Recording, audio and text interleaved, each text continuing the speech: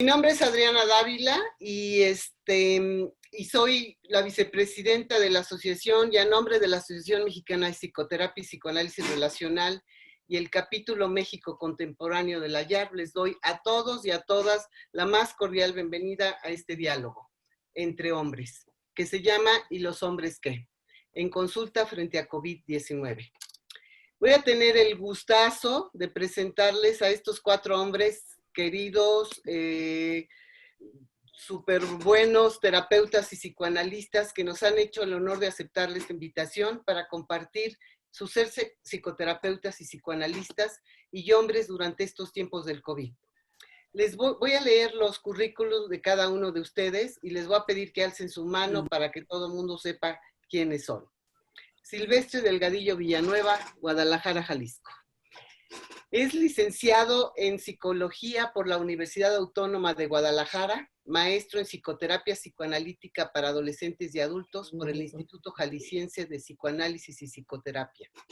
Tiene entrenamiento como psicoanalista por el mismo instituto y especialidad en trabajo con grupos por IPSO, maestría en Psicoterapia Psicoanalítica Grupal, por la Universidad de Guadalajara con la tesis Psicoanálisis Grupal, un espacio intersubjetivo para el trabajo con la identidad de género masculina. Tiene doctorado en Psicoanálisis con acentuación en familias y parejas por la Universidad Intercontinental. ¿Qué pasó, hijo? Les voy a pedir a todos si pueden apagar su micrófono. Roberto, ¿puedes apagarles el micrófono? Ya me perdí, ¿dónde estaba? Doctorado, es doctorado en psicoanálisis con acentuación en familias y parejas por la Universidad Intercontinental, habiendo recibido la presea Dochet.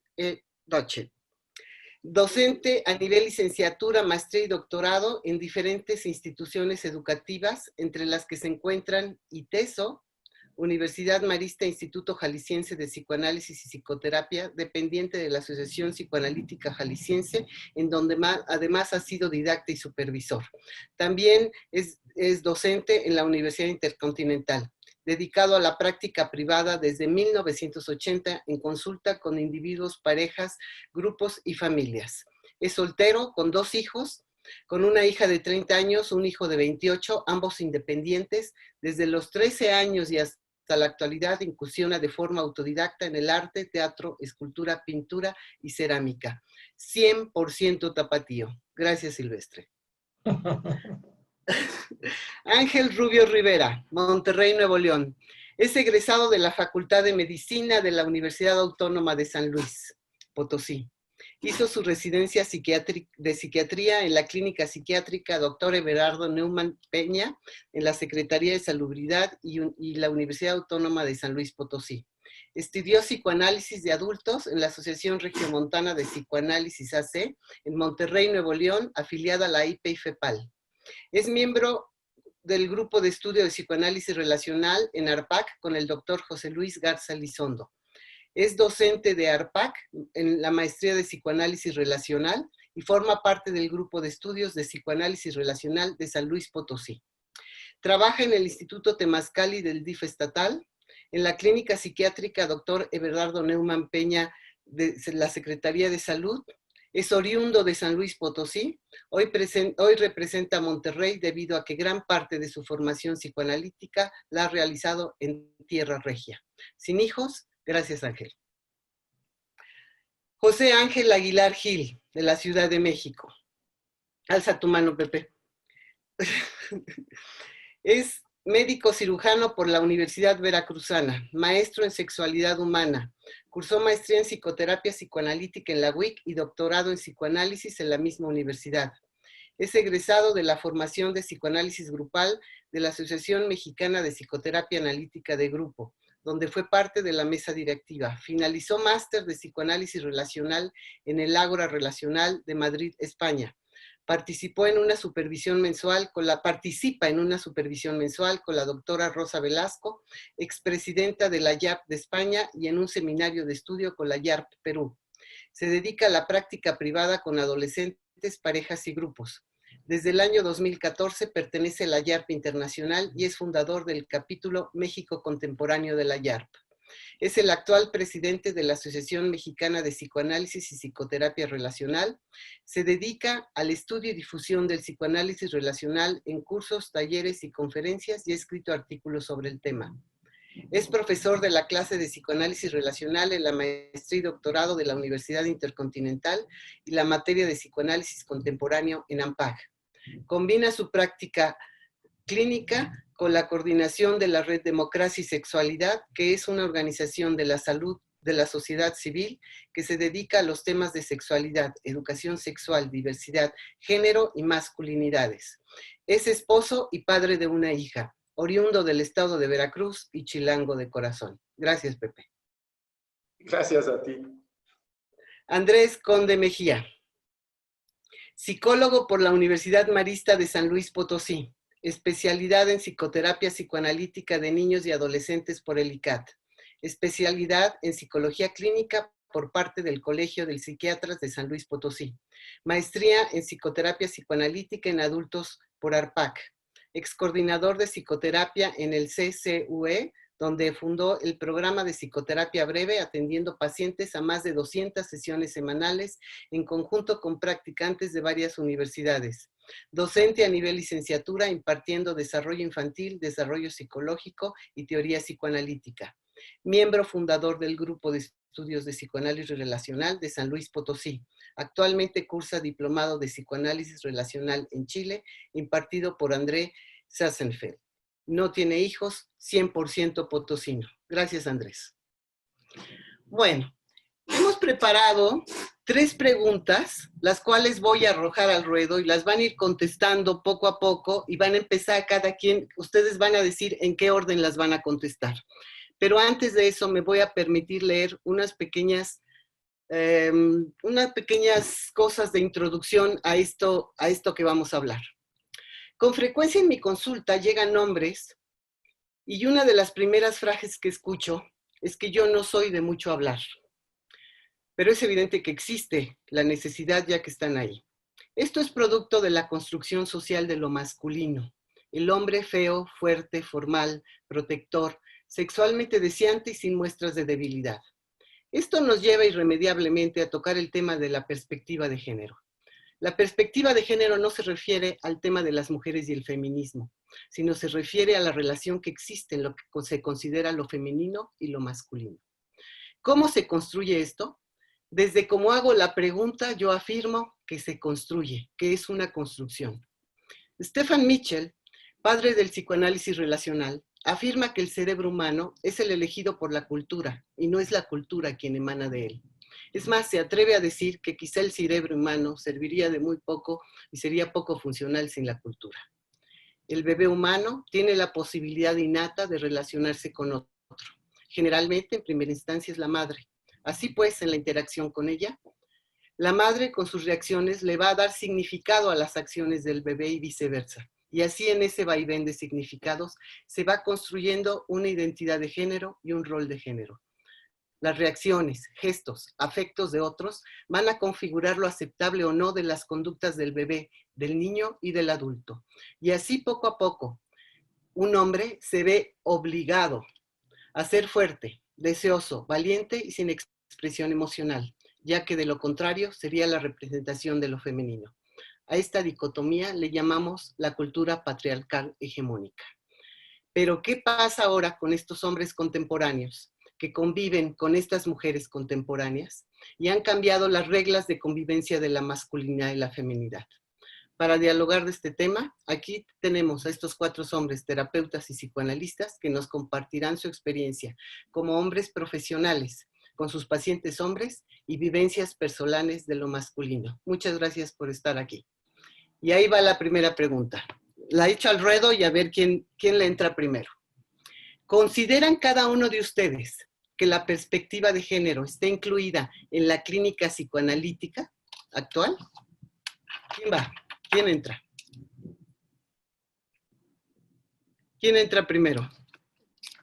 ¿Enmudeció el palenque? ¿Quién va? Yo. Vas, Ángel, vas. Adelante. Bueno, Un valiente. El valiente. Muy bien.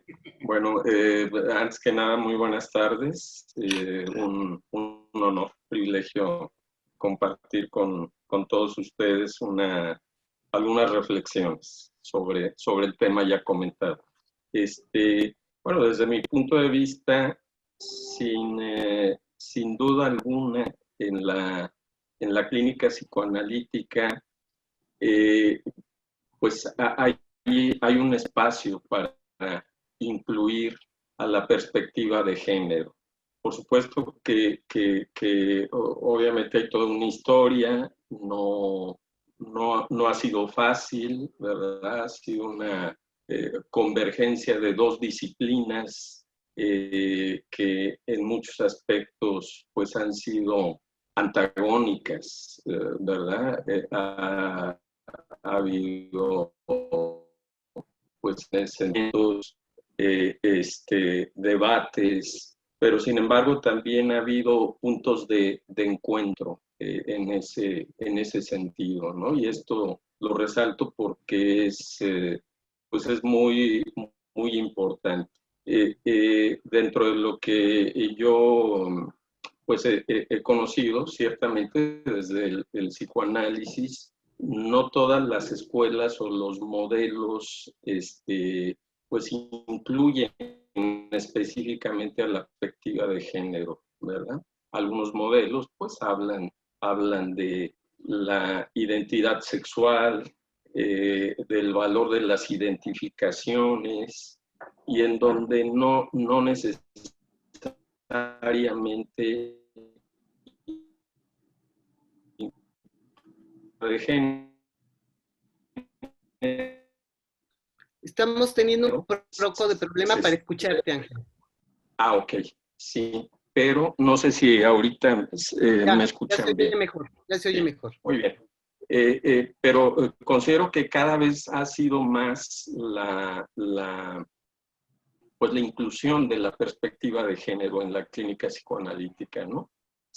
Afortunadamente ha habido escritos, congresos, foros de encuentro, y me parece que en ese sentido nos beneficia el tener acceso pues a todas estas investigaciones, trabajos, debido a que despierta una sensibilidad especial para poder tener pues una escucha desde la perspectiva de género, ¿verdad? Aquí, como bien sabemos, pues los estudios de género nacen precisamente de los movimientos feministas, que en diferentes épocas pues han denunciado toda una serie de desigualdades pues que en general y de opresiones que ha sufrido la mujer. Entonces ha sido un movimiento importante en cuanto a que pues a veces con costos muy altos pues ha favorecido de alguna manera la toma de conciencia, ¿verdad? El diálogo. Si nosotros tomamos en cuenta el concepto de género, pues es un concepto amplio, donde convergen varias disciplinas, como comentabas, Adriana, pues básicamente una construcción sociocultural, ¿verdad? Desde luego con una base biológica, ¿verdad? Una diferencia inherente entre ser hombre, ser mujer, desde el punto de vista biológico y funcional, pero básicamente una construcción, y esto nos ha permitido, desde luego, como acceder y sensibilizarnos a toda una serie de situaciones difíciles y muy dolorosas, ¿verdad? Aquí estoy completamente de acuerdo en el sentido de que no es un asunto de mujeres, es un asunto de diálogo entre hombres, mujeres, y más allá de esto, en cuanto a la vivencia como tal, la perspectiva en general de género, el vivirse como hombre, como mujer, que como sabemos, pues es muy amplio, ¿no? Entonces, en ese No, pues es sentido... que empezó a llover fuerte. A Valeria, la hora que ¿puedes empezó mi apagar tu live a las 5. micrófono? Valeria, ¿puedes apagar tu micrófono y tu cámara, por favor? En ese sentido sí considero que es que vamos, particularmente en el modelo relacional, ¿verdad? En el modelo relacional, pues en ese sentido ha existido pues una sensibilidad muy especial para poder observar, ¿verdad? Todo este tipo de relaciones entre los hombres y mujeres desde una perspectiva intersubjetiva, desde una perspectiva muy amplia, muy enriquecedora. Y bueno, pues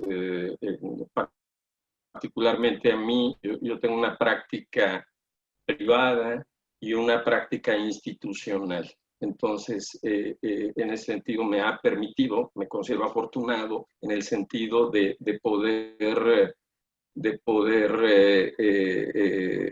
tener contacto con problemáticas de distintos niveles académicos, socioculturales, y en donde pues a veces es muy evidente algún tipo de problemática que, por ejemplo, alguna paciente narra relacionado con el medio de trabajo, con las exclusiones por la condición de ser mujer, ¿verdad? Ejemplificando algo muy típico, los casos de maltrato en el hogar, ¿verdad?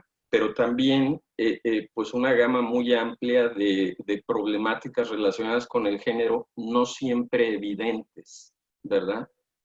Muchas veces de alguna manera disfrazadas o no siempre reconocidas, ¿no? Por los propios pacientes, y bueno, muchas veces también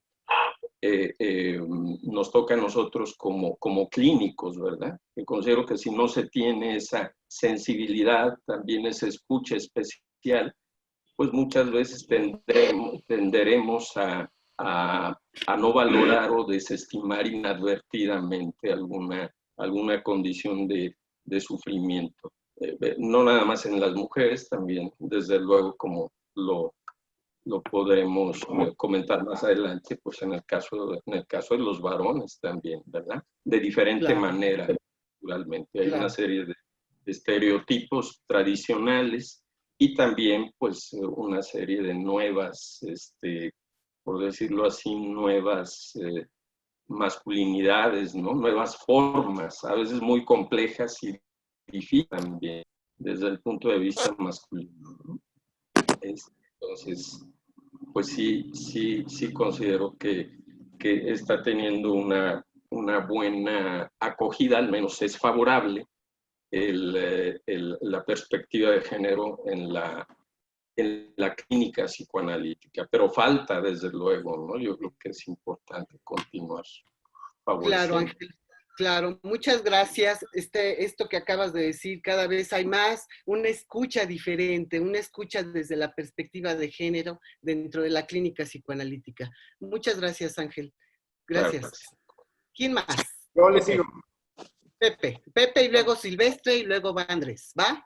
Sale. Oye, muchas gracias a la asociación Alampar y muchas gracias también, Adriana, por coordinarnos. Entonces estamos muy contentos de estar con mis compañeros también, Silvestre, Ángel y Andrés, de compartir esta experiencia que no es tan fácil. Y en este sentido es parte de la pregunta que tú haces, ¿no? Nos dices, ¿qué tan importante o qué tanto nosotros estamos integrando la perspectiva de género? Y yo creo que esta situación de la perspectiva de género, y lo decían ya terapeutas de hace 3 semanas que hablaban, ¿no? Y hablábamos también de que desde 1930 diferentes feministas, psicoanalistas, como Karen Horney, Clara Thompson, que inclusive les valió que salieran de la asociación psicoanalítica por estar planteando una diferente, donde se estaba viendo en ese momento cuál era la posibilidad de la construcción, como tú dices, Adriana, o del origen de lo que es la feminidad,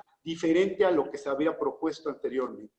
Por otra parte, en la época contemporánea vamos a ver cómo, sobre todo las mujeres, otra vez feministas, como Nancy Chodorow, Bleichmar, Jessica Benjamin, otra vez nos vuelven a ilustrar de cómo hay que incluir la perspectiva de género en la propuesta de un psicoanálisis más tradicional, con un psicoanálisis más ortodoxo. Entonces son las mismas feministas las manera empiezan a buscar cosas en las mujeres y al meter la perspectiva de género se empieza a cuestionar qué pasa con los hombres. Porque como se ha dicho, la perspectiva de los hombres y las masculinidades se plantean a partir de un desarrollo y un crecimiento de las mujeres. Y en ese sentido nos tenemos que ver en ese espejo diferentes generaciones de lo que pasa con nosotros. Si no podemos ser los mismos porque las mujeres tienen una mirada diferente con respecto a nosotros, entonces, ¿quiénes somos? ¿No? Y es ahí donde en los 80 empieza un grupo de hombres masculinistas llamados, sobre todo desde la antropología, ¿no? Que hay Richard Parker, Gary Barker, y hay una serie también está, ahorita me recuerdo quién es el que maneja todo esto de violencia, pero bueno, empiezan los antropólogos. Sin embargo, los estudios de masculinidad, yo no logro ubicar desde los psicoanalistas si lo están manejando. Yo creo que sí, psicoanalistas, feministas, tocan en un sentido. Jessica Benjamin tiene un artículo buenísimo sobre la violencia de los hombres que presentó ahora en el Congreso de COWAP y que se ha discutido. Sin embargo, falta, yo creo que los mismos hombres nos planteemos y reflexionemos sobre cómo desde el propio psicoanálisis se va a ir en esta parte de la construcción. Creo que estamos en un contexto, y tal vez porque somos hombres y estamos en el marco heteropatriarcal, ¿no? Es que no hemos dado el paso como para investigar más en nosotros mismos. Y creo que es importante romper con esta idea de las diferencias anatómicas que crean el psiquismo, porque ahí viene una idea muy clara, ¿no? Desde Freud, obviamente tiene un artículo que se llama Las consecuencias psíquicas de las diferencias anatómicas. Y desde ahí entonces se plantea él esta diferencia que además, desgraciadamente, el estudiar la diferencia de esa manera nos lleva a desigualdades que no nos hemos querido dar cuenta, ¿no? Entonces, tenemos que ir estudiando mucho más allá de la presencia de las teorías tradicionales, de Freud, de Lacan, de la falta, de la ley del padre. Estas teorías explican el origen del psiquismo, la identificación con la madre y la identificación con el padre. ¿Qué pasa en esa propuesta? En esa propuesta es, nacemos los hombres y tenemos que cambiar a la madre. De una identificación primaria tenemos que cambiar a la madre y por eso negamos la feminidad. Por eso tenemos que negar la feminidad, podernos identificar con el padre y después ver qué tipo de masculinidad vamos a tener, que generalmente si estamos hablando de nuestra masculinidad contemporánea, vamos a en falta una masculinidad que no hay que llorar, una posibilidad de no ser femenino, una posibilidad de ser valiente, una posibilidad de hablar, una posibilidad de ser protagónico y una serie de cosas que se vienen en esa negación de lo femenino. Por otra parte, Sylvia Bleichmar plantea que en los hombres hay una fantasía del falo, que no solo tenemos envidia del vientre o tenemos envidia de ser mamás, sino tenemos envidia también del falo. Y que en esa fantasía muy inconsciente hay una fantasía de penetración del padre para tomar toda la energía y la fuerza suficiente de la hombría. Y en esa fantasía se puede uno perder porque hay una oportunidad de romper con esta posibilidad de ser hombre y que queda el fantasma de la homosexualidad.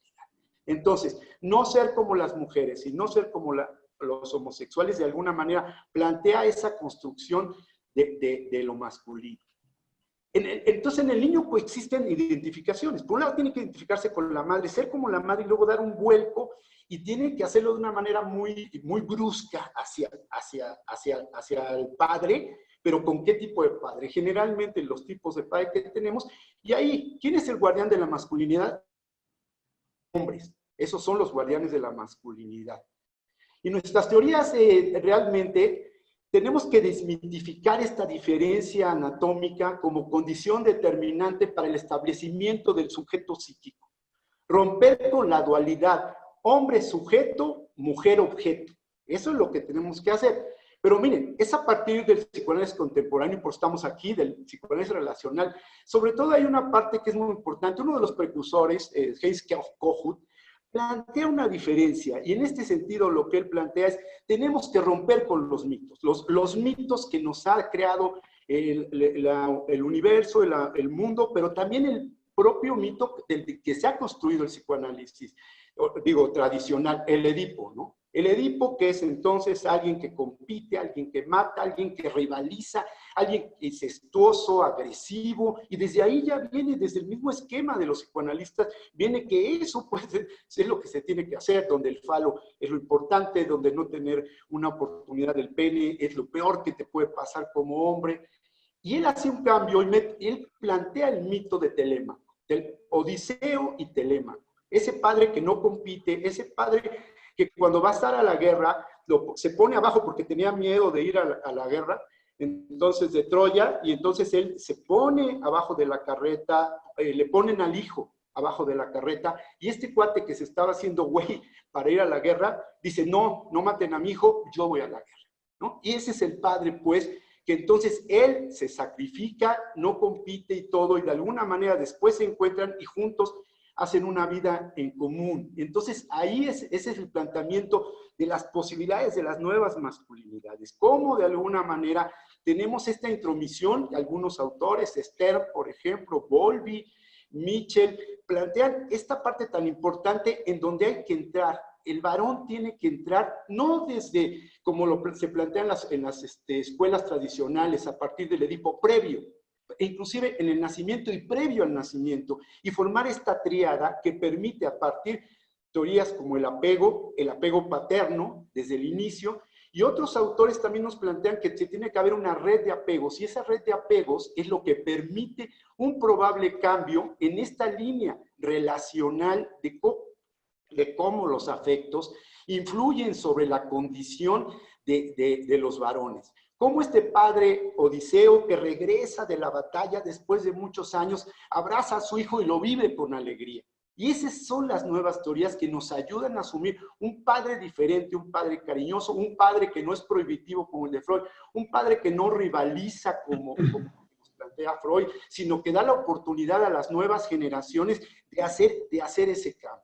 Entonces, yo creo que es muy importante que estos relacionales nos ayudan a entrar a esta visión masculina que se ha dejado atrás o que se ha quedado desde lo tradicional y desde el falo, etcétera, que ha hecho a las mujeres diferentes, ¿no? Y esto nos permite, desde una perspectiva no monocausal, no lineal, no desde la mente aislada, como lo dice Storlo, sino entenderlos desde la complejidad, desde Morán, ¿no? Desde esta situación de la organización subjetiva, como decía Ángel, y lo intersubjetivo. Este padre tendrá que plantearse una oportunidad de dar otra nueva subjetividad que permita a estos hombres tener una intersubjetividad diferente. En este sentido, yo creo que tenemos que romper con la complementariedad, como dice Jessica Benjamin, de sujeto-objeto y llegar al reconocimiento, este reconocimiento del tercero que te hace un sujeto y logra como resultado una terceridad. Creo que si las cosas las vamos haciendo así, como dice Winnicott, las cosas van a ir bien. Cierro micrófono, gracias. Gracias, Pepe, gracias. Muy interesante. Nos hiciste un recorrido desde la parte ortodoxa, más ortodoxa del psicoanálisis, a lo más contemporáneo, que suena bastante esperanzador en términos de las nuevas masculinidades. Muy bien, Pepe, muchas gracias. Silvestre, te toca. Hola, muchas gracias por la invitación. Rompiendo un poquito el estereotipo de que los hombres hablamos poco, resulta que yo hablo mucho y me encanta, y sobre todo las cosas que me apasionan, por eso no quería iniciar. Luego me emociono y no hay quien me pare. Yo te voy a parar. Bueno, me parece muy bien, me parece muy bien. Podríamos empezar así. Como yo veo el psicoanálisis, no hay una sola forma de hacer psicoanálisis. hay mucho psicoanálisis. Entonces, a la pregunta de que si el psicoanálisis o en la clínica estamos incorporando al género, yo diría dependiendo de qué psicoanálisis, ¿sí? Y entonces podríamos hablar, precisamente para relacionarlo con el tema que nos ocupa, hablar de las formas de ser masculino, las masculinidades, no la masculinidad en singular.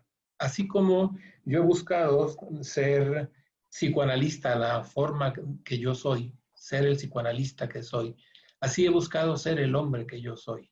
Y es un asunto nada fácil, nada fácil. Sí es verdad que nos han adelantado las mujeres en los estudios de género. Sí es verdad que los saberes empezaron a venir desde fuera del psicoanálisis, la sociología, por decir algo. Entonces, esto ya se dijo hace ratito. Quiero hablar de cómo empecé yo a interesarme en los temas de género. Yo empecé a trabajar con grupos antes de con individuos. Y en los grupos es muy fácil que se ponga en escena los asuntos de género. Veía grupos mixtos. Entonces es muy fácil que ahí entren en diálogo, en pugna, en fricción, en cercanía, estas manifestaciones de cómo hombres y mujeres viven a los otros del género. Y desde ahí me empezó a llamar la atención. Pero fue más o menos a mediados de los 90, en donde casi al mismo tiempo, más o menos en la misma temporada, recibo yo a dos pacientes diferentes, hombres de veintitantos, alrededor de los veintitantos. Para uno, el motivo de consulta literal era, es que no soy Superman. Estoy a punto de casarme y tengo mucho miedo de que si me caso, no voy a dar el ancho. Va a llegar otro hombre más capaz, más fuerte, más sexual, con un miembro más grande, más poderoso, me va a retar, no voy a poder, etcétera, y entonces tengo mucho miedo. Casi son las mismas palabras de otro chavo de veintitantos. Él no me dice Superman, él me dice, es que no soy el superhombre, es lo mismo, nada más en español, no soy el superhombre que yo creo que tengo que ser, tengo que ser. Y da más o menos los mismos argumentos, y eso le he evitado a consolidar una relación de noviazgo y se la pasa brincando de una relación de pareja a otra, porque no vaya a ser que luego llegue alguien, otro hombre, con esas características que él cree que debería de tener. Y así es que entonces, ahí más o menos a mediados de los 90, empecé a trabajar más con un lente más fijo. ¿Qué pasa en esto del género en hombres y mujeres? Las mujeres normalmente lo hablan mucho más libremente, mucho más de entrada. Las mujeres, tanto las que llegan a consulta como las intelectuales, tienen mucho rato trabajando sobre estos temas.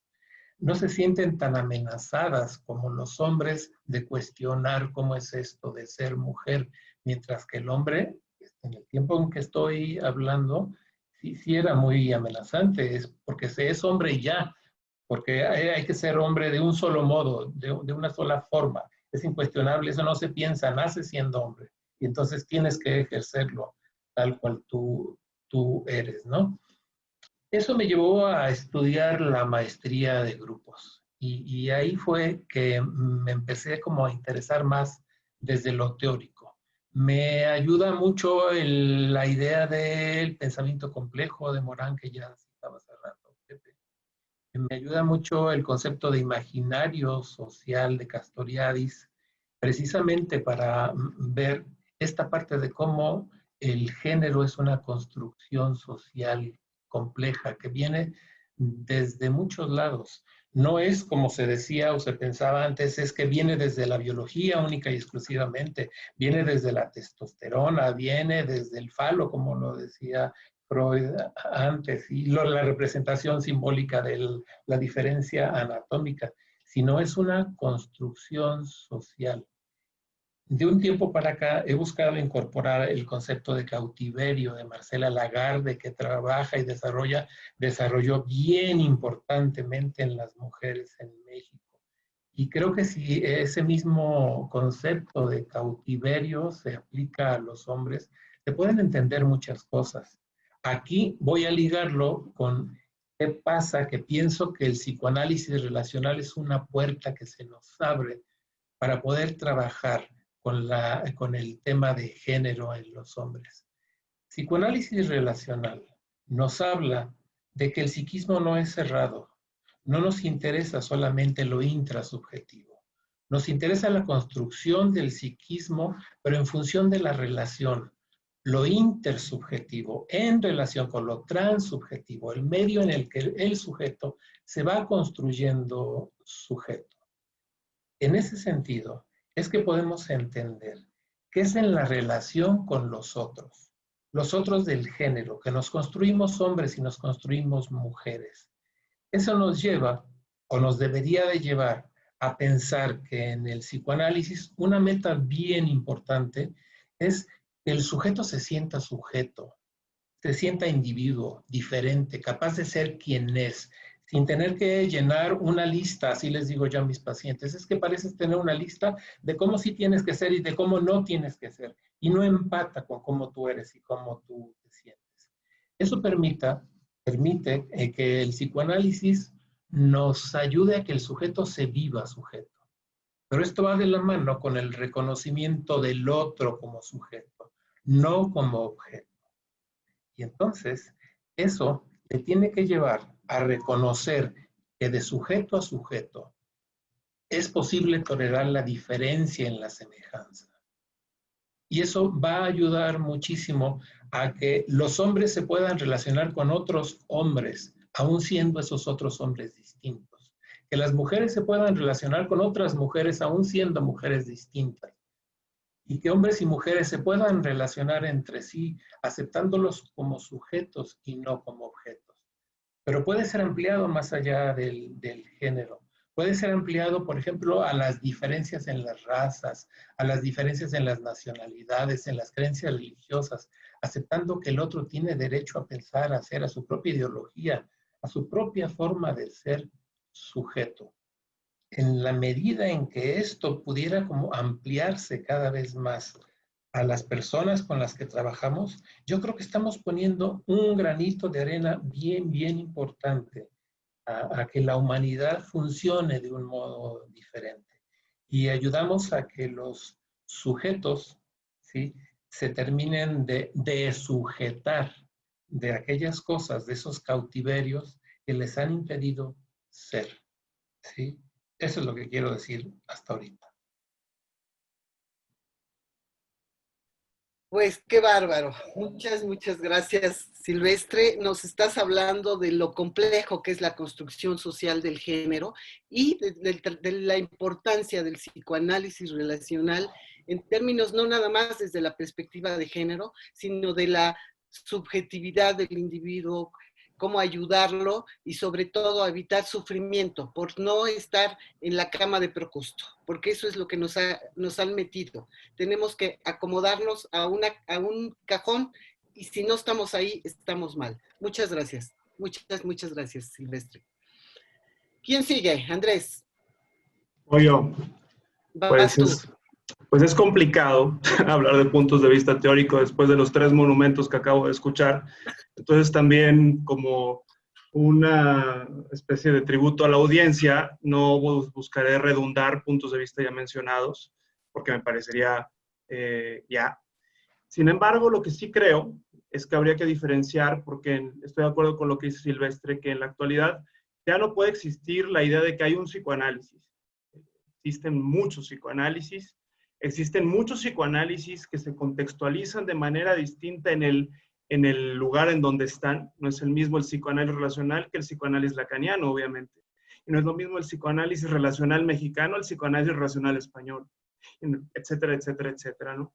Entonces, a partir de ahí, habrá que cuestionarse, pienso, si nuestros modelos epistemológicos alcanzan a trabajar o no con la perspectiva de género.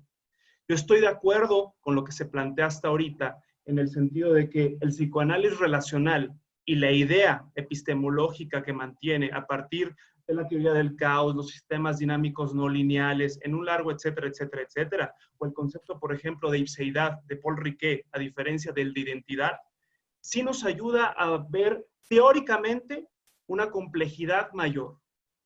Ahora, yo me voy a tratar de ceñir a la pregunta inicial, que si la perspectiva de género está en la clínica psicoanalítica.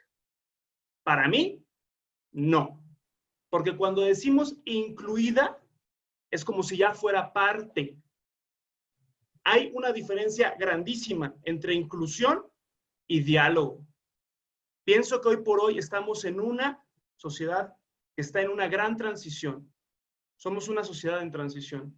Hace poco, por ejemplo, Judith Butler, una de las más grandes feministas y teóricas feministas, y pues muy importante en el modelo queer, dice, el futuro será feminista, el futuro, más el presente, como diría Stephen Mitchell, somos clínicos que vivimos en la perplejidad. Todavía no sabemos cómo. ¿Por qué? Porque yo pienso, como las malas costumbres, que muchos de los modelos que se nos fueron enseñando a nosotros como analistas o psicoterapeutas de corte analítico funcionan como baches a la hora del trabajo con nuestros pacientes. Voy a hablar ahora no tanto de la parte teórica, porque ya acabo de escuchar 3 cátedras, sino un punto que me parece importante a diálogos futuros, que es decir, ¿qué tanto realmente trabajamos con perspectiva de género? Y yo pienso que poco. Porque al que día de hoy, sea del modelo que sea, todos los terapeutas o analistas seguimos muchas ocasiones cayendo en los baches de los modelos naturalistas clásicos o en los modelos a partir de un discurso cerrado como el narrativo lacaniano. Entonces pienso que al día de hoy lo más importante es no ya declararnos como decir ya le hicimos. Nos queda un gran trabajo a los clínicos contemporáneos, en específico a los varones, para poder ir trabajando con una perspectiva de género. Porque muchas veces nos van a llegar situaciones, porque no nada más estamos hablando de hombres y mujeres, ¿eh? Ahí sí estoy en un total desacuerdo, porque no nada más hay hombres y mujeres. Estamos hablando también de que existen los transexuales. O sea, los queer, estamos en los transvestis, estamos en el género no binario, estamos en una complejidad tan grande de conceptos que creo que varón y mujer queda pobre en la actualidad. Y cada una de esas denominaciones nos va a implicar respuestas afectivas que nos van a dar cotransferencias distintas que vamos a tener que ir trabajando poco a poco. Mismas que creo que son modelos que todavía no se han explorado lo suficiente a nivel teórico. ¿Qué quiero decir con esto? No pienso que haya suficientes papers de trabajo con este tipo de pacientes. ¿Por qué? Porque pienso que desde el psicoanálisis histórico institucional hay mucha violencia. Hay mucha violencia. Se sigue pensando todavía a nivel de salud mental que, por ejemplo, los transexuales son gente enferma. Se sigue pensando en muchas ocasiones que es que la tendencia es que los homosexuales sean libertinos. Y hay que cuestionarnos de dónde viene eso. ¿Es un punto de vista clínico? ¿Es un punto de vista de nuestros pacientes? ¿O es de una ideología que se ha ido implementando de manera violenta, no dicha, a lo largo de nuestra vida? Para mí, entonces, en ese sentido, volviendo, la respuesta sería aún, falta mucho camino. Estamos en una transitoriedad. Y estamos los varones, me parece, ante una paradoja winnicottiana. Porque un concepto muy importante que es el llamado de la deuda histórica. Mucha gente ahorita dice, por ejemplo, muchos modelos feministas, sobre todo los más a nivel práctico, dicen, los hombres no tienen nada que opinar porque tienen una deuda histórica. Y esa deuda histórica, vamos a decirlo, ¿somos los hombres los de la actualidad los que hicimos eso? Probablemente no, pero tenemos que cargar con ella. Y al igual que el objeto transicional que se tiene que sostener y no resolver, pienso que los varones en la actualidad tenemos que sostener la duda. No tratarnos como protagonistas, porque pienso que en ese sentido el varón, el modelo heteropatriarcal, ha sido protagonista durante mucho tiempo. Hoy por hoy, qué bueno que vamos a decir, autoras como Nancy Chodorow, mencionado previamente, al igual que Jessica Benjamin, son, vamos a decir, los vendavales de los cuales nos vamos a seguir para generaciones futuras como analistas. Al igual que pienso que uno de los grandes trabajos que va a tener que ser no es nada más seminarios, sino la inclusión del modelo de perspectiva de género en los mismos entrenamientos psicoanalíticos. Porque eso es una cosa que a mi juicio todavía no se desarrolla del todo. Se habla, mas no es algo implementado. Entonces yo pienso que nos toca un gran camino, Es un camino muy apasionante, en ese sentido estoy de acuerdo, pero es una paradoja que tenemos que sostener. Yo ahí cerraría mi punto. Muchísimas gracias, Andrés. Yo estoy totalmente de acuerdo contigo. Yo sí creo que hace falta mucho, pero no nada más a los varones, a las mujeres también nos hace mucho falta entender, si bien hay una gran diversidad en el psicoanálisis, entender toda la diversidad sexual que está llegando a la consulta y que realmente no la estamos entendiendo. Muchísimas gracias, muchas gracias. Bueno, pues ahora va la siguiente pregunta y ahí va el ruedo otra vez. Ustedes, hombres terapeutas psicoanalistas, ¿qué están viendo en su consulta con sus pacientes hombres en estos tiempos de COVID-19? ¿Quién arranca?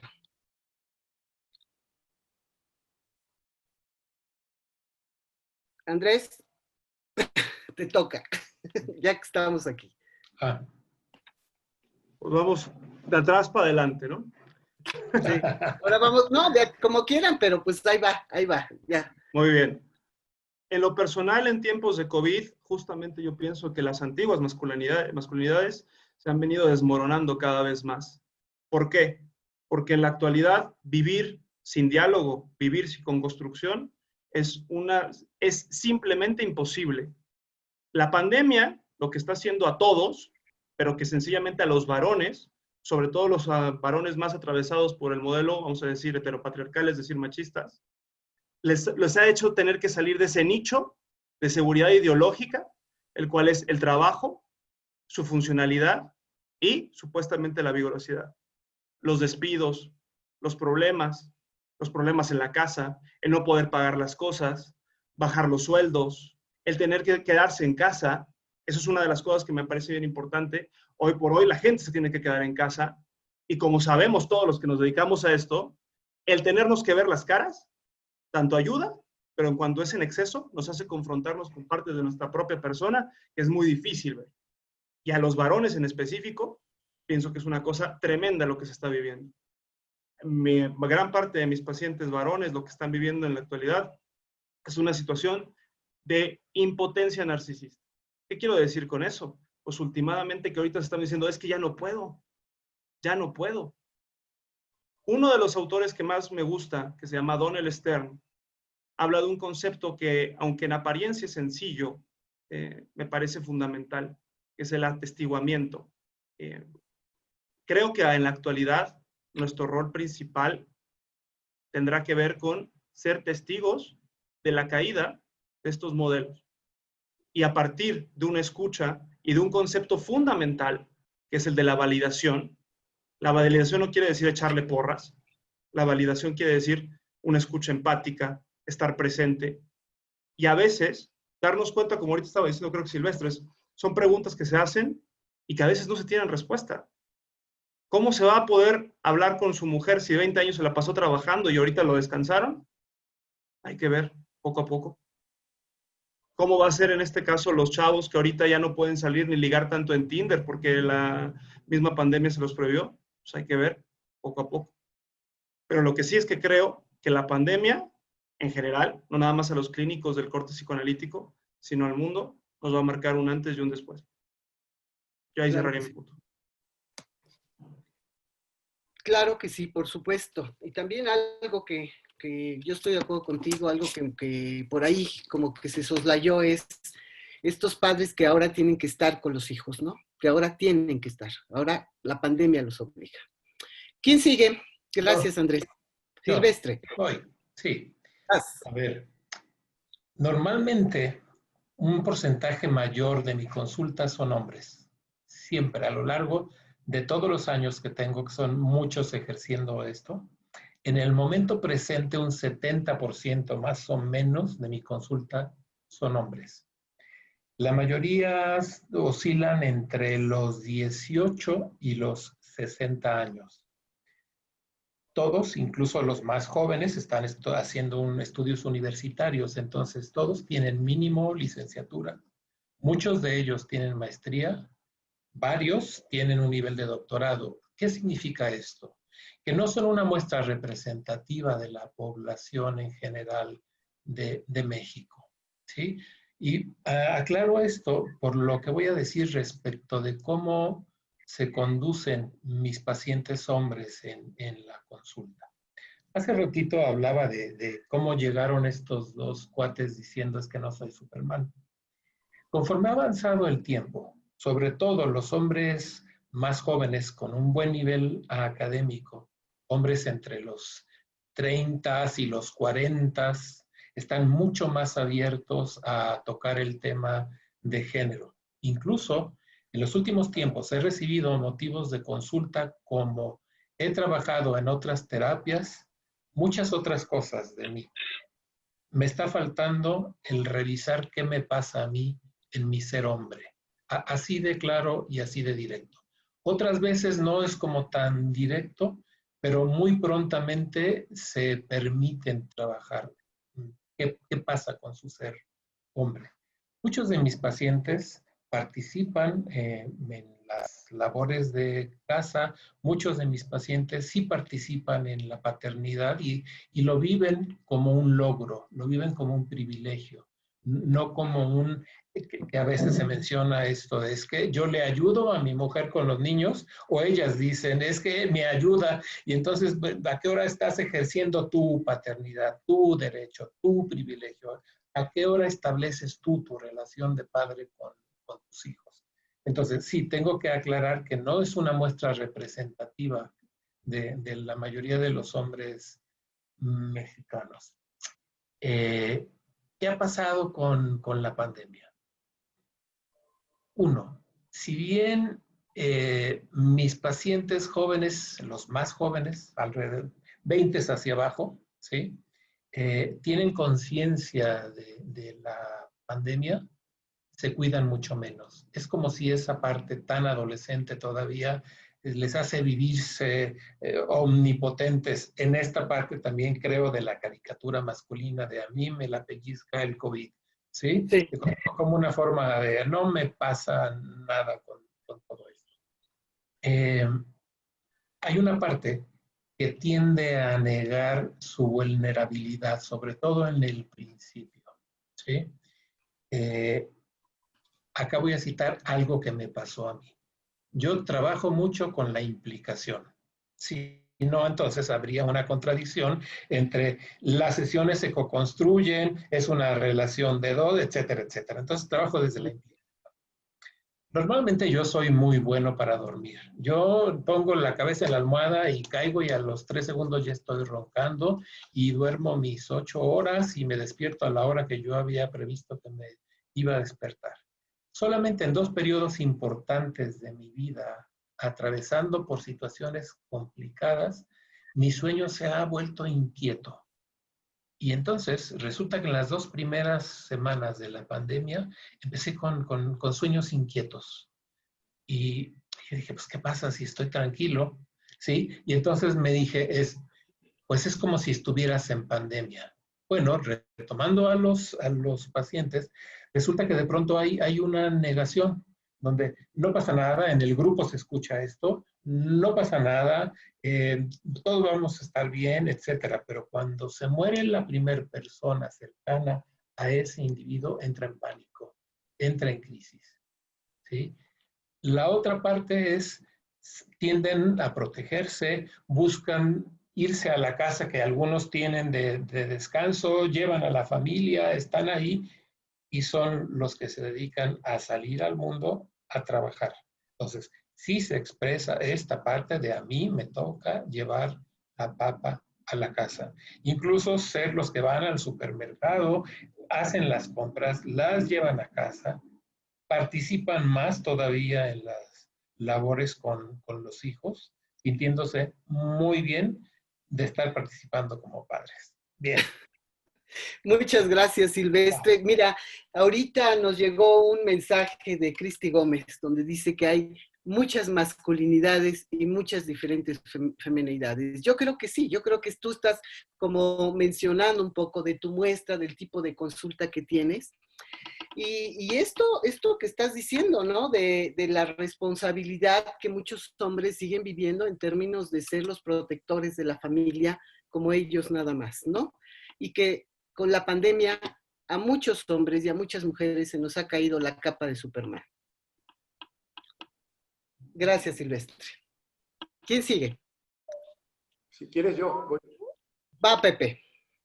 Sí, o sea, se continuaría en esto que dice Silvestre, y es esto que tenemos en los consultorios, realmente pues son privilegiados nosotros, privilegiados los hombres que llegan con nosotros, tienen un nivel específico, y sí, no llegan los indígenas, no llega, como decía Andrés, tal vez las personas que tienen otro nivel social, económico, entonces sí se cierra, y de eso es lo que vamos a dar cuenta, yo también lo pienso. Y en ese sentido, para mí lo más importante es que cambió la situación de lo público y lo privado, ¿sí? Para mí es determinante.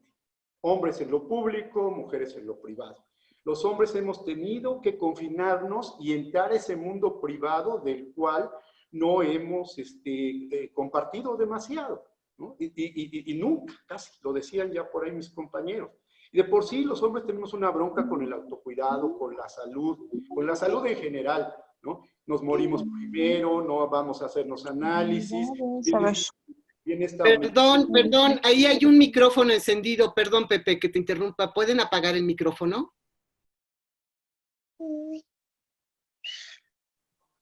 Adelante, Pepe. Entonces, no tenemos esa educación del autocuidado. Nos enseñan dizque a cuidar, pero no a cuidarnos, ¿no? Entonces, creo que eso sí, todo el tiempo proyectamos los miedos, las angustias y todos los proyectamos pues en los demás, en las mujeres generalmente, o en los niños, o en los adolescentes, o en los diferentes, como ya se decía. Entonces, creo que en específico tenemos en este momento, como sea, de por sí nos morimos antes. El de cáncer de próstata es complicado porque si te hacen el análisis te vas a volver puto, ¿no? Entonces, ¿para qué vas? No vayas. Sigue habiendo esto inclusive en las nuevas generaciones, ese miedo a que va a ser tocado por atrás, etcétera, ¿no?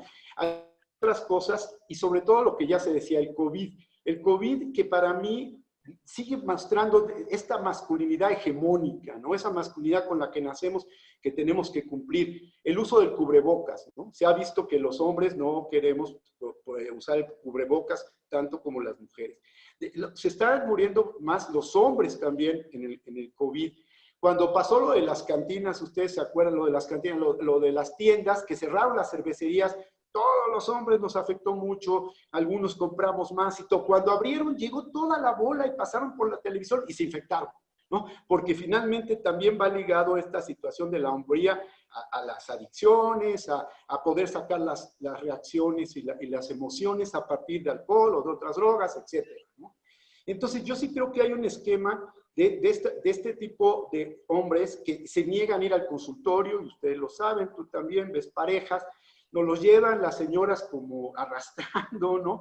Y ahí tenemos que tener, y ahí sí creo, esta perspectiva de masculinidades o esta perspectiva desde el género nos ayudaría mucho, aunque estoy de acuerdo con Andrés, ¿no? Que no todo el mundo logra o no se ha introyectado o internalizado lo suficiente las formaciones, pero creo que algunos de nosotros, por otras líneas, tal vez no por el psicoanálisis, hemos tratado de entrar al tema, lo decía ya también Silvestre, desde donde yo también por una serie de cosas, y entonces ahí si ponemos la lupa en esa perspectiva es muy interesante el planteamiento de cómo lo decían, ¿no? Inclusive vemos muy clara la perspectiva, cuando vemos parejas se ve clarísima esta perspectiva de género. Yo que veo parejas en grupo con Flavio, podemos hacer una interpretación de decir, a ver, los hombres están dando este mensaje y parece que las mujeres están dando este. Entonces nos da un muy buen elemento, como se dice en grupo. Ahora, ¿cuáles hombres? Yo aquí sí me gusta mucho la teoría de la especificidad de Bacal dentro del psicoanálisis relacional. Para decir, son específicos, no podemos generalizar, ¿no? Ya se decía, a mi consultorio va una persona que está ya en la transición a ser hombre. Y lo que estamos cuestionando es qué tipo de hombre va a ser, ¿no? Estamos también viendo, pues, las personas homosexuales, cómo se están acoplando a los roles. Y finalmente, hoy en la mañana, un planteamiento en donde el cuate va y dice, mi machismo me está acabando, ¿no? Y la mujer lo está planteando, porque está cuidando a los niños, se metió al espacio privado, no sabe cómo moverse, dice, parece que no estoy haciendo nada, y la mujer le dice, estás haciendo mucho, estás cuidando al bebé, es demasiado. Si yo fuera, todos me aplaudirían, pero tú te sientes que no sirve para nada. Y entonces le ayuda a su esposa a poder incluirse como alguien a partir de eso, porque hay otros hombres que se están yendo a la oficina para poder tener la posibilidad de sentirse a gusto en este espacio público que se nos ha ido desbaratando y que nos volverá, quién sabe cuándo y de qué manera, después de este confinamiento. Sí, Pepe, muchas gracias. Me parece muy interesante y puedo, como decir en pocas palabras, por el tiempo, que también hablar de un hombre no es un hombre. Hay muchos hombres y en este momento hay como muchas combinaciones de modelos, como las hay de mujeres también, ¿no? Y esto está revolucionando al mundo y se hace muy evidente en la pandemia, ¿no? Al momento que están en esta convivencia tan fuerte, y no nada más hombres y mujeres, es hombres y hombres, mujeres y mujeres, cómo están viviendo esto. Es diferente. Muchas gracias, Pepe. Bueno, pues seguimos con Ángel. Muy bien, muy bien. Bueno, aquí va algunos comentarios. Estoy de acuerdo con Andrés cuando plantea que pues esta situación de la pandemia nos ha confrontado a todos, ¿verdad? En especial a los varones, con una serie de estereotipos que, aunque en transición, en cambios, pues estaban un tanto cuanto como fijos, al menos en algunos contextos sociales. Y estos cambios que generan naturalmente situaciones críticas, desestabilización, pues pueden dar lugar a una serie de procesos de transformación muy interesantes, particularmente con los varones. En mi caso particular, una parte o un porcentaje importante de mi consulta son mujeres. Aproximadamente ¿qué será? Un 70%, ¿no? En ese sentido, esto yo lo explicaba, o me lo explicaba tradicionalmente, por la gran dificultad que tenemos los varones como género para poder reconocer ciertos afectos, ¿no? Particularmente para reconocernos vulnerables y muchas veces a partir de ahí, pues con la necesidad de pedir ayuda, ¿verdad? De expresarlo, ¿verdad? Entonces, en ese sentido, mi población clínica, tanto a nivel institucional como a nivel privado, pues son principalmente por mujeres, ¿verdad? Ahora, dentro de los varones, efectivamente aquí pues es una población heterogénea, ¿no? Depende de qué contexto sociocultural, académico estemos hablando, ¿no? Porque, por ejemplo, cierta población de los varones que veo, algunos de ellos son, tienen relación con el mundo de la medicina, con el mundo sí, entonces con cierto contexto académico, sociocultural, que favorece el que puedan tener una mayor sensibilidad y apertura a los cambios. No digo que no se dé en otro tipo de contexto, ¿no? Entonces, particularmente algunos de ellos, bueno, pues son varones de diferentes edades, ¿verdad? Yo creo que de los 20 principalmente a los 45 años, 50 años, que pues son pacientes que estaban ya en proceso psicoterapéutico y que de alguna manera pues pudieron darle continuidad.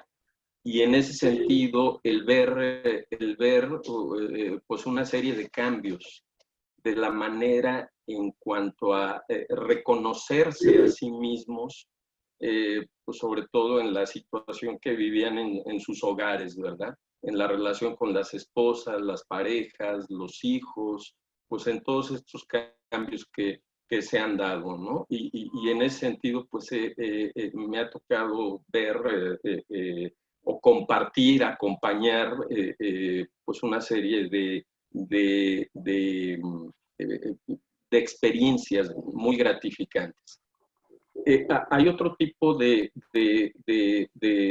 población, y yo, bueno, yo soy psiquiatra, veo también ciertos pacientes que me refieren a algunos terapeutas para medicar, y en ese sentido no hay cambios tan notorios, ¿verdad? A nivel institucional, las adicciones y toda una serie de situaciones muy dolorosas y muy difíciles, pues en esta pandemia, ¿no? Donde ha predominado la incertidumbre, el trauma colectivo, en fin, una serie de cosas. No sé si estemos ya sobre el tiempo. Estamos sobre el tiempo, Ángel. Muchísimas gracias. Fíjate que tu comentario se acompaña muy bien de un comentario que nos hacen desde el público, que dice que qué interesante es que se hablen desde diferentes regiones de la República y que es enriquecedor que se incluya el contexto sociocultural. Y es precisamente lo que estás diciendo, ¿no? El contexto sociocultural y académico juega un papel importantísimo en la expresión de diferentes masculinidades. Muchas gracias, muy interesante tu comentario. Bueno, gracias. La última pregunta y nos vamos, la última y nos vamos. Tercera pregunta. Ahí, a ver quién la toma. ¿Cómo la están pasando como hombres terapeutas en COVID-19?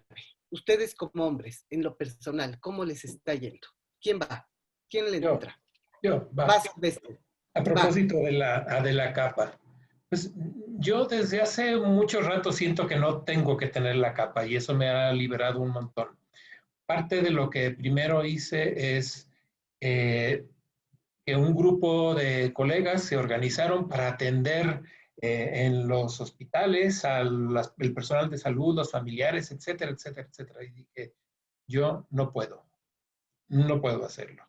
Por mi edad y por muchas otras cosas, soy población vulnerable, no puedo ir, pero por otro lado tengo que guardar energía, tengo que reservar energía. Sabía que esto iba para largo, no tanto como está haciendo en este momento, pero dije, tengo que guardar.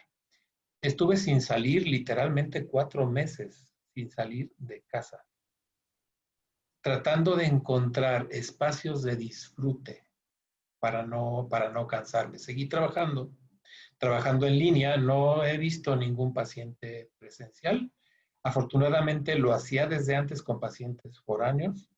Mi nueva experiencia es trabajar en terapia de grupo con grupos en línea y ha sido bien interesante.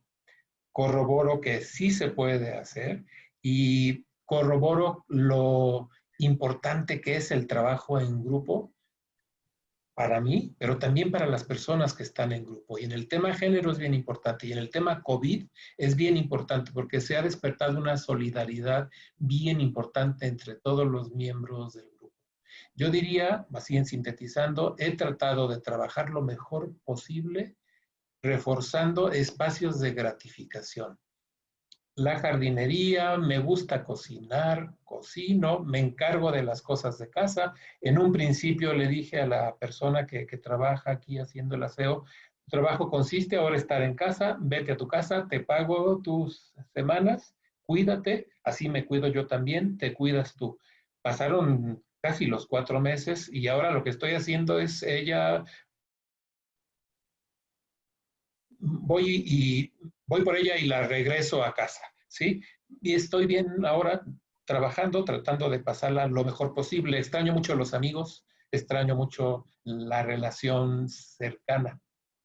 Eso está pasando, eso estoy intentando hacer y estoy bien, me siento bien. Muchas gracias por la confianza y por compartirnos esto. Es algo que habíamos medio platicado antes. Muy, muy, muy agradecidos de tu bondad al hablar con nosotros. Gracias, Silvestre. ¿Quién sigue?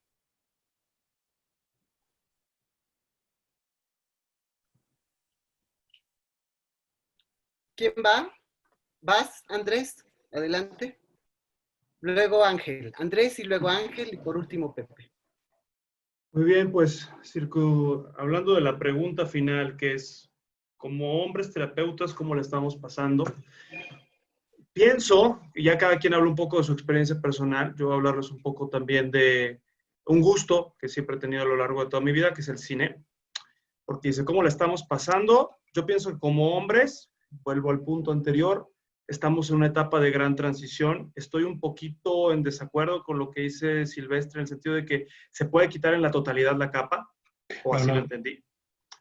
Yo más bien pienso que la capa es un espectro, es una sombra histórica, de la cual nos va a costar mucho zafarnos, y quién sabe si sea totalmente posible.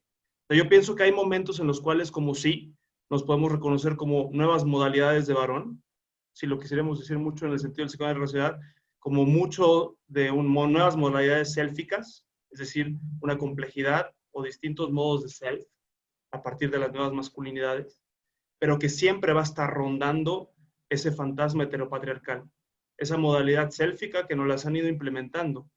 Claro, por un lado es importante concientizarlas, pero como nos enseña el mismo psicoanálisis, una cosa, y sobre todo el psicoanálisis relacional, el psicoanálisis relacional lo que creo que deja muy en claro es que no basta con conocer cognitivamente un saber histórico.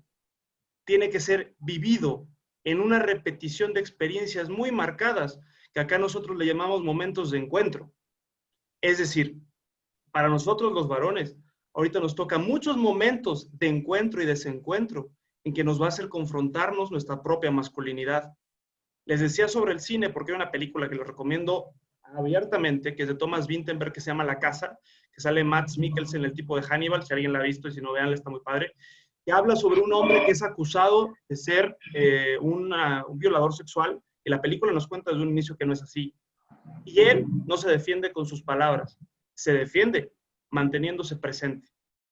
Creo que los hombres, ya hemos hablado mucho a lo largo de la historia, hemos propuesto muchísimas teorías, pero hemos caído en la paradoja que muchos grandes intelectuales han caído en círculos machistas.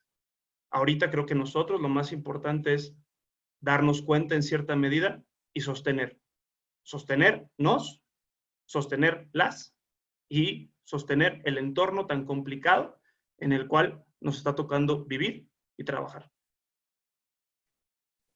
Muchas gracias, Andrés. Creo que sí, cada quien está hablando desde su propia experiencia, ¿no? Creo que también tiene que ver mucho la experiencia o los lugares desde el lugar de donde cada quien lo vive y los momentos de vida de cada uno de ustedes. Eso hace una gran diferencia. Creo que es interesante escuchar a estos hombres que sí hablan, ustedes. Ángel. Bueno, en lo particular, mi experiencia ha sido contrastante. A mí, utilizando un poquito utilizando la metáfora de Silvestre en el sentido de la capa, a mí me ha costado trabajo quitármela en ese sentido, ¿no? Por muchas razones.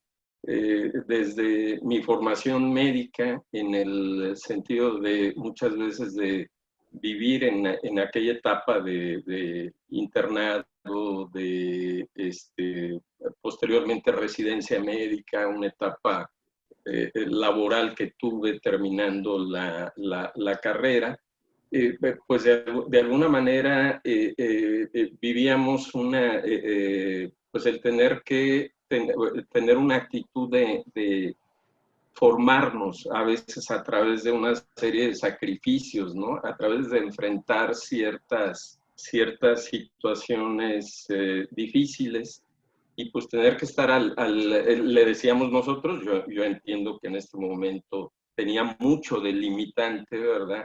Una actitud de estar al pie del cañón, ¿no?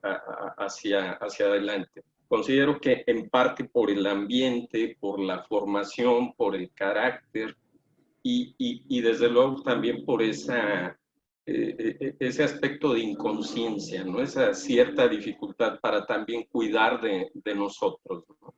Entonces, en ese sentido, aunque sí se dieron cambios importantes, naturalmente yo, una buena parte de mis pacientes, pues los comencé a ver por videollamada, en el sentido de tratar de proteger, ¿verdad? De alguna manera ser lo más consciente posible de la situación. Pues vamos, batallé mucho, ¿verdad? En cierto sentido, todo este cambio. Yo en algún momento inadvertidamente fui sin llevarlo a un extremo, desde luego, pero como minimizando un poco, al menos en la etapa inicial, el impacto de la pandemia, ¿no?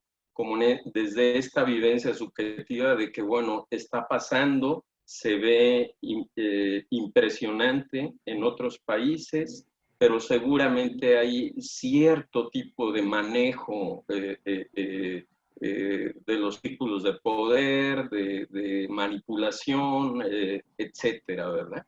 Y aunque hay que tener cuidado, bueno, pues hay que continuar. Hasta que poco a poco fue avanzando, nos enfrentamos a cambios inéditos, el cierre de muchos centros de trabajo y de reunión social, y bueno, pues creo que efectivamente hay algo, ¿no? A nivel institucional, pues dejamos de trabajar, reducimos al mínimo la atención, y obviamente yo iba a la par. Creo que en muchos sentidos, con todos estos cambios, pues he vivido como una experiencia donde, por ejemplo, en la tecnología, donde tengo limitaciones importantes, bueno, pues de alguna manera me fui obligando a hacer uso de ella, ¿verdad? A comenzar a explorarlo. Las sesiones por videollamada, a pesar de que yo ya tenía experiencia, pues resultaba y resulta obviamente una experiencia distinta, ¿verdad? En ocasiones llegaba a ser un poco desesperante por la cuestión de técnica. Pero en general, pues la experiencia en muchos otros aspectos ha sido como de un reencuentro, ¿verdad? Mira, muchas gracias, Gracias. Ángel. Te comentaste algo que me parece muy, muy interesante en la formación médica y sin ánimo de molestar a nadie, los médicos que están aquí presentes y los que nos están escuchando. Creo que la formación médica desarrolla mucho esa capa de Superman, ¿no? Toda esa omnipotencia desarrolla mucho, y creo que cuando tú dices me costó mucho, bueno, pues un poco lo que todos aquellos médicos o muchos, esta capa de Superman se está poniendo a prueba, no nada más en términos del COVID y de la enfermedad, sino también en esto del desarrollo tecnológico, que a querer o no todos tenemos que entrar, y nos pone mucho a prueba y toda la tolerancia a la frustración, la omnipotencia, la pone en un lugar muy importante. Muchas gracias, Ángel. Muchas gracias. Pepe.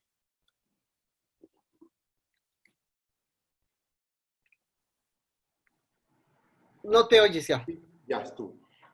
Pues como a todos los hombres, ¿no? Yo creo que todos los hombres, yo sí sentí mucho esto del espacio privado y público, por eso hago tanto énfasis cuando platico de esto, porque yo soy un cuate muy del espacio público, me muevo muy bien en el espacio público, organizo reuniones, hago cursos, salgo de viaje, etc. Y realmente había estado poco, ¿no? Mi casa, afortunadamente, su casa me gusta mucho, pero en estos últimos meses he recorrido espacio por espacio y digo, qué orgulloso me siento de haber tenido la oportunidad de vivir aquí, ¿no? Por ejemplo.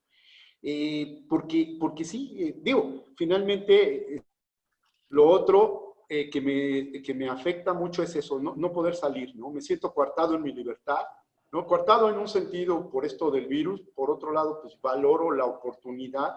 En el espacio privado, yo creo que no soy muy colaborador, la verdad, ¿no? He colaborado pues poquito, no puedo decir que he colaborado mucho, y afortunadamente después de que llega la chica que nos ayuda, pues ya esto me ha dado la oportunidad de zafarme un poco más.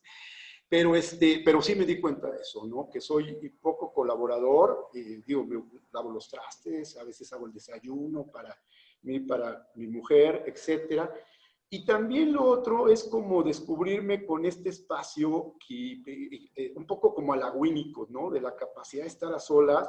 Afortunadamente, mi mujer tiene también trabajo vía electrónica, etcétera. Y entonces eso nos permite como guardar los espacios para poder después comentar o hablar, etcétera. Tengo una hija, mi hija vive con su novio y entonces viene cada 15 días o 3 semanas, eso pues me da mucha alegría, me da mucha energía, lo hacemos con sana distancia, y bueno, cuando se va me queda una cierta tristeza, ¿no? Una nostalgia, ¿no? Porque ¿no? Y se ha ido a estudiar fuera y todo, pero más bien como esta sensación de desprendimiento, ¿no? Como esa sensación del desapego, del apego, y bueno, pues sí, como a todo mundo, ¿no? Entonces no ha estado bien. Y por un lado, inclusive en lo privado, yo creo que me he acomodado, pero sí ya estoy esperando el momento para poder ir a mi consultorio, salir y sobre todo, pues soy fiestero, hacer una fiesta, etcétera, ¿no? Y una de las cosas que hoy que estaba un poco tomando unos apuntes para compartirlo con ustedes, sí pensé en muchos de mis pacientes y primero pensé como hablarles de un paciente y cuando empiezo a sacar toda la lista de pacientes y desde dónde está la masculinidad, dije, sí, ¿no? Tenemos aquí un gran elemento para poder ir a la perspectiva cuando trabajamos con hombres y en un sentido de confinamiento creo que nos da mayor intimidad y mayor posibilidad de confianza. Con los hombres que he trabajado muchas cosas no me habían dicho, ¿no? Salieron abusos sexuales, salieron cosas que jamás me habían dicho en algo presencial. Tal vez esta intimidad a los hombres y a los terapeutas hombres nos puede servir en estas subjetividades que en general coincidimos, pero en lo particular pues nos diferenciamos. Pero creo que esta parte, sí creo que esta parte de las masculinidades, qué bueno, me da gusto conocer a estos compañeros que están tratando de integrar. Y bueno, ahí vayamos compartiendo cómo lo vamos haciendo de una manera que nos va a beneficiar a todos. Y con esto, para mí, el psicoanálisis relacional, que nos pone en un sentido más democrático, no solo con los hombres, como con las mujeres, porque si trabajamos masculinidad, estamos trabajando también esta parte para un cambio propio que beneficie las relaciones de género y las humanas, como decías, ¿no? Gracias. Gracias, Pepe. Mira, qué interesante. Sobre todo, qué honesto eres, ¿eh? Qué honesto eres, ¿no? Cuando dices, a mí me gusta mucho lo público y me gusta la fiesta, por supuesto que sí, todos que te conocemos y te apreciamos sabemos que sí. Y creo que si hay alguien que ha trabajado el tema de las masculinidades en México, eres tú. Creo que eres un hombre que ha estado muy metido en esto, precisamente yo creo desde tu propia honestidad. Muchas gracias, Pepe. Bueno, pues con esto terminamos nuestras preguntas. No sé si tenemos alguna pregunta. No, tenemos muchísimos comentarios, muchísimos, pero antes quiero yo hacerles una pregunta. Una pregunta. La tiro al ruedo nuevamente. Es cortita, una respuesta cortita para después dar lugar a la lectura de todos los comentarios que nos han estado haciendo, ¿no? Ahí va la pregunta y esta es así. ¿Ustedes creen que vaya a haber un cambio radical en la vivencia de las masculinidades después de la pandemia? Dure lo que dure, termine cuando termine. Vas, Ángel. Bueno, muy buena pregunta. Yo creo que va a haber cambios, se avecinan cambios en general. Y en lo particular, al menos en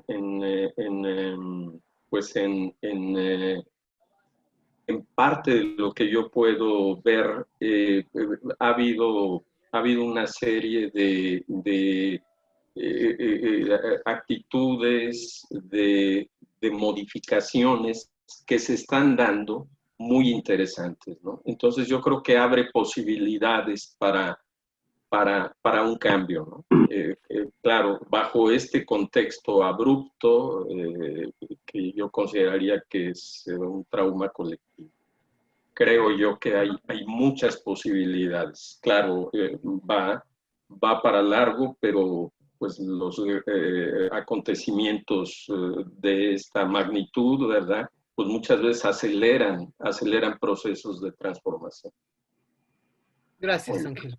Gracias. Pepe, Si quieren, Silvestre y luego Andrés. yo lo que pienso es que no podemos generalizar, y creo que, pues, sí, me imagino que va a haber cambios. No sé si volvamos como decían, a la nueva normalidad. Yo creo que no. En el caso de las masculinidades va a ser la nueva anormal. Es muy complejo, estoy de acuerdo con Andrés, ¿no? Sin embargo, creo en la parte intergeneracional, creo en las generaciones, estamos marcados todos, los varones en general y en particular desde la masculinidad hegemónica. Entonces, creo que sí puede haber cambios. Yo estoy trabajando con un paciente joven y estoy trabajando con él realmente la masculinidad, ¿no? Estamos metidos en la masculinidad porque ha sido algo que le ha afectado bastante, creyendo que la masculinidad hegemónica es lo que tiene que hacer y no ser genuino como él quiere serlo y siguiendo ser hombre. Entonces, también lo que se decían, hay unos padres que están recuperando mucho la paternidad. Para mí está el futuro. Para mí está el futuro en la crianza, en la posibilidad de apego de estos padres nuevos con estos bebés que están teniendo la gran oportunidad que hubiéramos querido tener otros de otra generación y que creo que tendríamos que investigar qué pasa después de este confinamiento con estos hombres y con estos hijos, varones y mujeres obviamente, pero hablando de masculinidades, con estos chavitos que tienen a un papá durante 5 o 6 meses y que los cuida y que los cría y que está con él. Entonces, esa sería una esperanza. No creo que todos tengamos muchos cambios, pero algunos por lo menos un granito de arena tendremos y espero que sí. Pues sí, yo sí creo que el futuro son esos bebés, estos bebés que están ahorita y con estos cambios en estos nuevos padres, ¿no? Silvestre. Podría ser, si tomamos la oportunidad. Toda crisis es un cambio. Y esta pandemia viene a tocar la vulnerabilidad del ser humano. Y en el tema de género masculino, entonces nos coloca precisamente a cuestionar esta supuesta omnipotencia a propósito de la capa. Y si se entendió que yo ya me la quité totalmente, ojalá, ¿sí? Estaría regresando a sentir que tuve la fuerza de quitármela totalmente. No, es un proceso. ¿Sí? Es un proceso y va a depender de quién tome la oportunidad de aprender. Ok, muchas gracias, Silvestre. Andrés. ¿Se me escucha? Sí. Sí, ¿verdad? Pues para mí la respuesta sería sí, porque yo creo que esto va a ser un cambio general. Creo que esto nos enseña, va a ser una de las mayores crisis de la época moderna, sino de la más importante, sencillamente porque nos puso en un contexto igual a todas las naciones, en un contexto de confinamiento. ¿Qué va a pasar después? Eso sí, para mí es importante decirlo, no tengo la más remota idea, pero todos los órdenes pienso que va a haber un cambio, económico, social. ¿Hacia dónde? Creo que hay una cosa que también nos enseña el psicoanálisis, es cómo lo vamos a ir procesando. Me parece muy interesante lo que dice el doctor José, que es la parte de ir trabajando en coconstrucción para procesar este trauma en conjunto con nuestros pacientes. Eso sí creo que va a ser nuestra gran chamba, porque eso lo sabemos. Sabemos que un trauma procesado, un trauma que puede ser integrado al self, da la posibilidad de un gran cambio. Pero también sabemos que el trauma puede ser negado, como creo que pasó durante décadas, por ejemplo, con la Segunda Guerra Mundial. Entonces, hay mucha chamba por darle. Bueno, pues muchísimas gracias. Gracias. Voy a leer yo estoy impactada, estoy emocionadísima, estoy feliz de estar aquí con ustedes. Estaba yo muy nerviosa por estar con 4 hombres que saben muchísimo y digo, bueno, pues ahí voy y ahí estoy. Me parece que fue una mesa fenomenal, creo que la gente que nos escuchó está de acuerdo. Voy a leer un poco de las cosas que nos han comentado.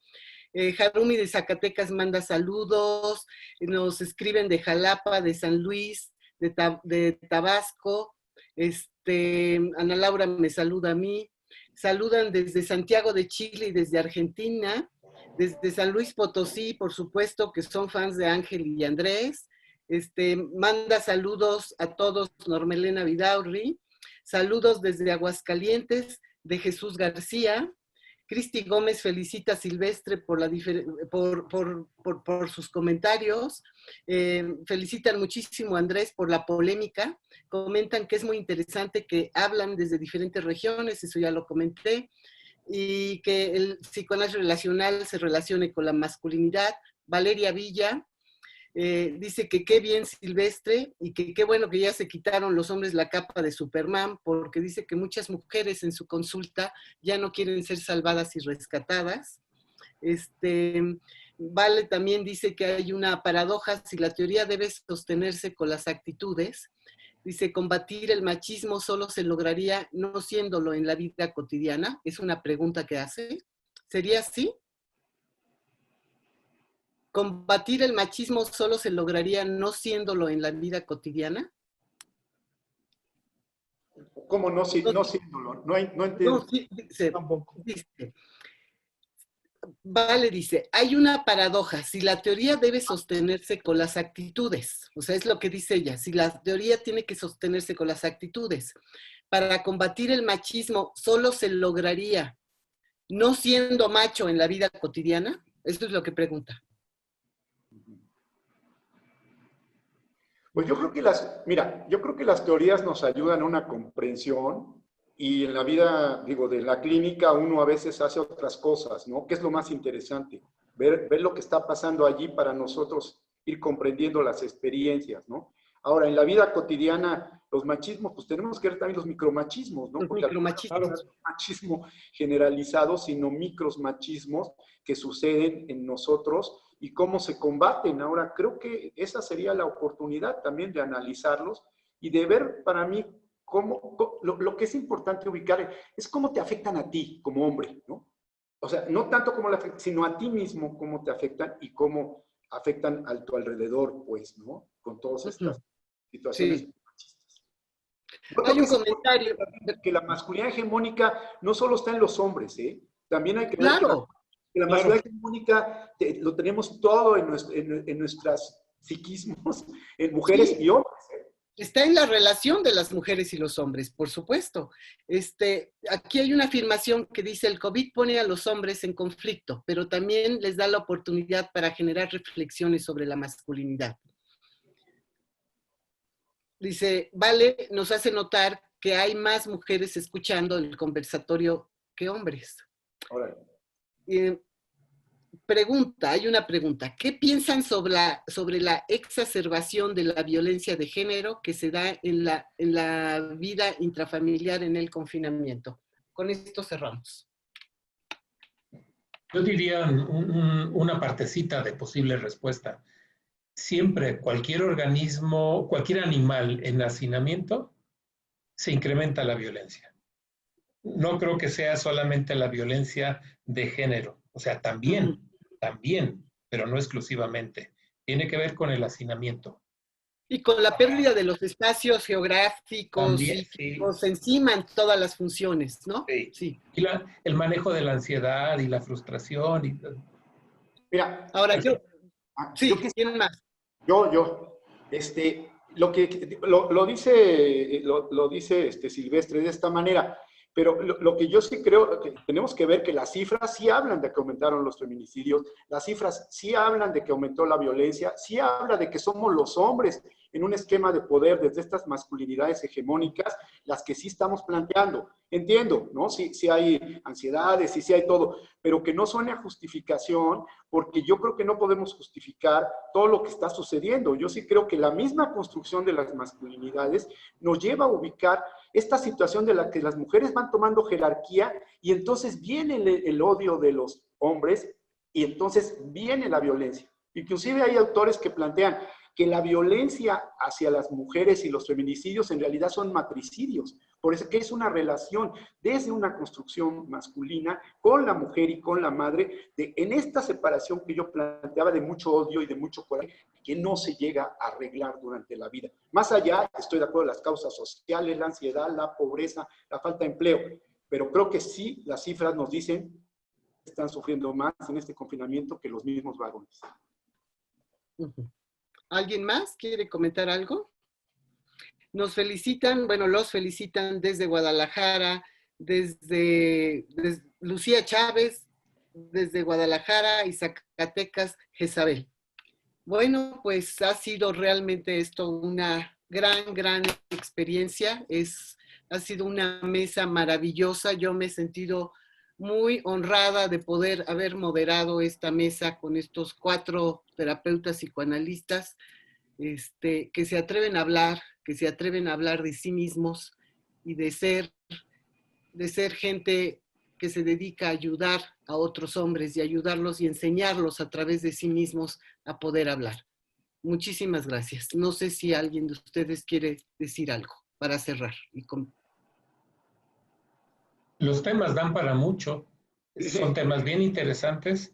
Abrimos un pedacito nada más. Qué ganas de poder seguir platicando aquí entre todos, nosotros y los que nos están escuchando y viendo. Sí, claro. Sí. Yo agregaría que con un tequilita. Yo también. Para ser hombre, de verdad. Sí.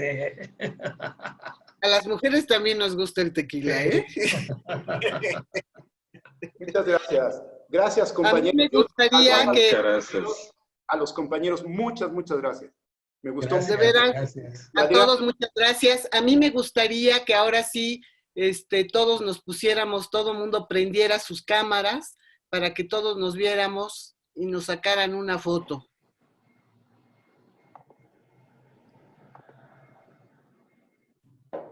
Quiero presentarles a Carla y a Roberto, que estuvieron tras bambalinas y son los que pudieron manejar esto. Gracias, Roberto. Roberto, saluda. Carlita, ¿dónde andas? Carla, muchas gracias. ¿Tú tomas la foto, Carla? Y ando, Robert y yo tomamos la foto, sí. Denme un segundito. Sonríen todos, acérquense.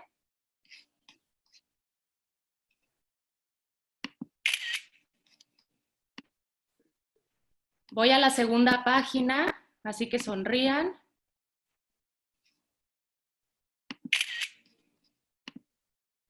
Listo.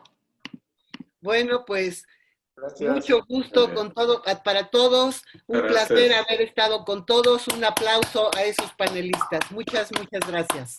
Hasta luego. Y queremos anunciar el próximo evento que vamos a tener. Roberto, si nos puedes poner. ¿Qué es la presentación? ¿Quieres mencionarlo, Roberto? Sí, claro que sí.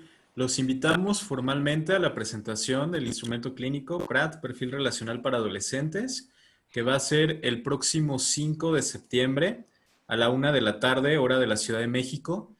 Y vamos a participar su servidor, Roberto Vargas, y presentadores. Vamos a contar con la presencia de Rosa Velasco, del doctor José Ángel Aguilar, de la doctora Anabel Pagaza, y va a moderar la mesa Carla Escenaro. Los esperamos a todos. Muchas gracias.